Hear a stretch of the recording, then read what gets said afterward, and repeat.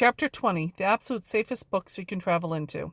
Grandad, Amelia, Tilly, and Oscar walked back into the main hall, which was still a flurry of activity. A librarian came up to Amelia and talked quietly in her ear. Tilly pressed close to Grandad, trying to hear what the woman was saying, but she couldn't make it out.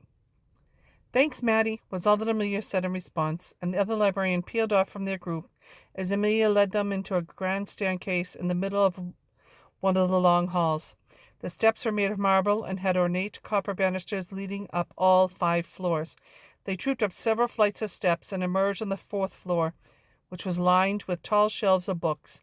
One end opened out onto the hall, where some of the boxes of books Tilly and Oscar had seen being loaded downstairs were sliding onto a pulley system and being emptied by 2 librarians.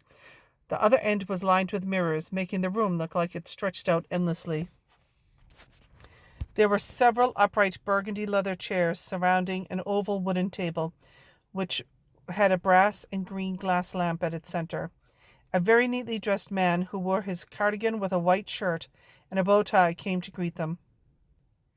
"Miss Whisper, a pleasure," he said, pushing the bridge of his black glasses farther up his nose and bobbing his head in a deferential bow of sorts. "Are these our new bookwanderers?" "Hi, Seb, yes. Sorry for the lack of notice, but do you have time for an induction? Even it's just an abridged version. This is Oscar Rue, and this is Matilda Pages, and this is our grandfather, Archie Pages." Seb started at Granddad's name, but quickly composed himself and held out his hand to Granddad, who shook it firmly. "Good to meet you, sir, and thrilled to have you among our ranks. Oscar and Tilly, happy to fit you in for an induction, of course. You've saved me from my cataloging. Take a seat." He gestured to the leather armchairs and table. Do you need us to stay, Seb?" Amelia asked. "Archie and I have a lot of catching up to do, if you can spare us." "Oh, we'll be absolutely fine here," Seb replied. "I'll get one of the others to come and get you when we're finished. I imagine these 2 are naturals anyway." "Thanks, Seb," Amelia said, touching Granddad's elbow, gently motioning him to leave.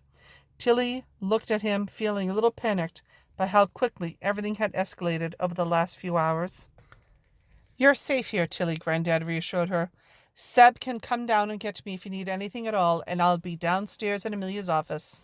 Have fun. Listen carefully." When Granddad and Amelia had left, Seb sat down with Oscar and Tilly at the wooden table, smiling encouragingly.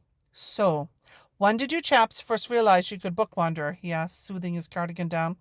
"Well, Anne, from Green Gables, first appeared in the bookshop last week, but we only found out it was called bookwandering about an hour ago," Tilly said. "Goodness, rather a baptism on fire, as the saying goes," Seb said, smiling. "Nothing to worry about. We can take things nice and steady. We don't need to run before we can walk. I'm here to answer all of your questions and let you practice in a safe, controlled environment. Is there anything you want to know before we start? I'm unsure of what you've been told so far."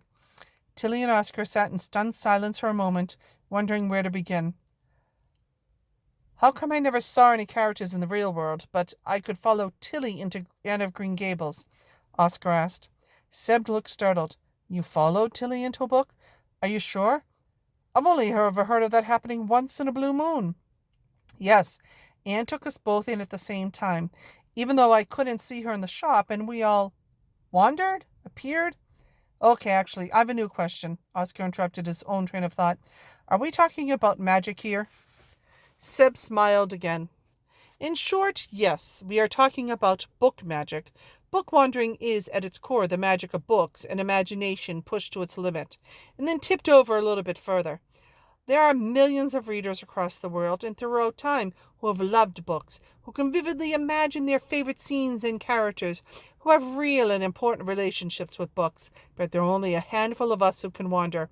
I'm afraid there aren't any spells of magic words, and limited numbers of dragons and witches, but we are definitely dealing with magic." "I figured," Oscar said. "You seem very relaxed about all of this," Tilly said. She did not feel relaxed about anything she learned over the last hour or so. "Well, now it's happened, I'm glad I have some explanation for it, Oscar said. "It could be way worse if no one had ever been able to tell us what was going on, right?" "I guess so," Tilly said, unconvinced. "Hang on, can we just go back To where you were saying there were limited numbers of dragons and witches? Why aren't there no dragons and witches? Well, if you visit a book with dragons and witches, you will encounter dragons and witches in the book, Seb said. A key part of what I need you to understand is that the things you come across in books are very real if you are inside a book. A dragon is a dragon. Some books are more dangerous than others. In fact, that's part of the reason we use these books. For practicing, he said, dropping off a pile of slim, colorful books on the table. We're going to start with the basics.